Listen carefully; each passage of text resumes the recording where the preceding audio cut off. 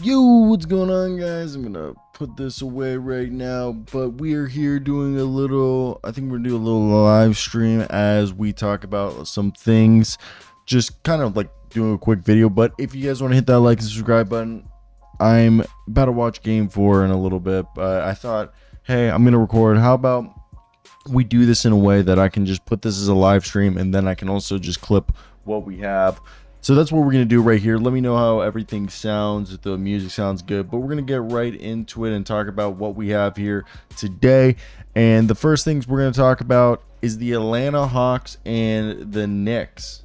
So the report is coming out from the New York Times. Specifically, it is that it's not the New York Times, actually, it's the Athletic, but like it's credited as the New York Times now. Fred Katz put out in a report today. I just want to make sure. I think I gotta go more this way. Yeah, a little bit more this way. Either way, Dejounte Murray is a guy who's been part of trade talks since he's been on Atlanta, it feels like. And he's a guy, I personally think Atlanta's going to continue to try to be a team that competes. You don't control your future asset wise, and I just don't think they're going to get the return on investment that they gave up for Dejounte Murray. So it's rather just keep the guy and try to make this work. But according to Fred Katz of The Athletic, the Atlanta Hawks fielded offers for Dejounte Murray leading up to this past trade deadline, but could not find one worth executing. During that time, they did speak with the New York Knicks. League sources said that they never got close to an agreement. Part of Dejounte Murray's appeal to New York was his flippability. The Knicks could trade Murray at the deadline and then include him in another deal for a star this summer or the next season.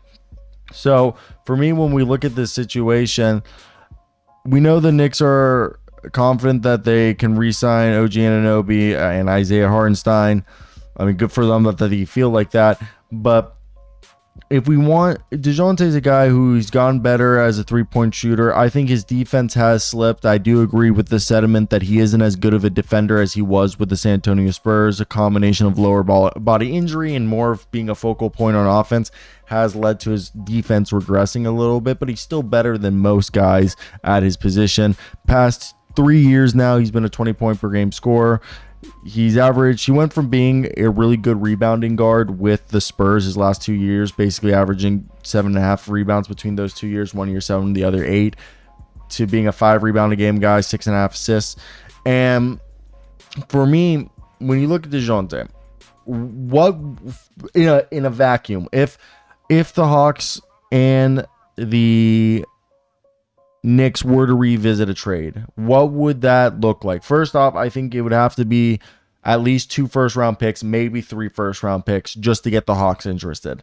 It could be your worst picks, but I know New York fans are going to say, "Deal, not even going to do that deal," because I understand that. I agree with that. But if I'm the Hawks, I'm saying, look, I gave up 3 first-round picks for this guy. I want 2 at least, and they have to be 2 good ones or 3 bad ones, or not 3 like from a team that's rebuilding. Asset wise, DeJounte's making like $20-ish million. And one could argue, oh, would the Knicks use this as an opportunity to maybe move off of some contracts or something like that? Like a Bojan Bogdanovic who has a partially guaranteed contract, which then allowed the Hawks to cut him, and they would only have to pay him like $3 million. So that's kind of where you would think the deal would be like, okay, we give you Bojan Bogdanovic and Deuce McBride and 2 first-round picks, maybe 3 first-round picks for Dejounte Murray. And right there, that I think is the most realistic deal for the Hawks and Knicks. Now, maybe in a different deal, you go, okay, here's Clint Capella and Dejounte Murray. That's about almost $40 million. You send Mitchell Robinson, Bojan Bogdanovic, and Deuce McBride and 2 first-round picks. Could that be something that they'd be interested in? Maybe, if they were trying to find more flexibility financially. But I think Mitchell Robinson's on such a good deal, and I'd rather have Mitchell Robinson than Clint Capella. But again, that's another potential deal I think to keep an eye out for, that I think would interest maybe the Hawks more than the Knicks. But if they were to revisit that, I do think that's something of interest. I want to hear you guys' thoughts there. If you were the Atlanta Hawks, what would you guys do and why?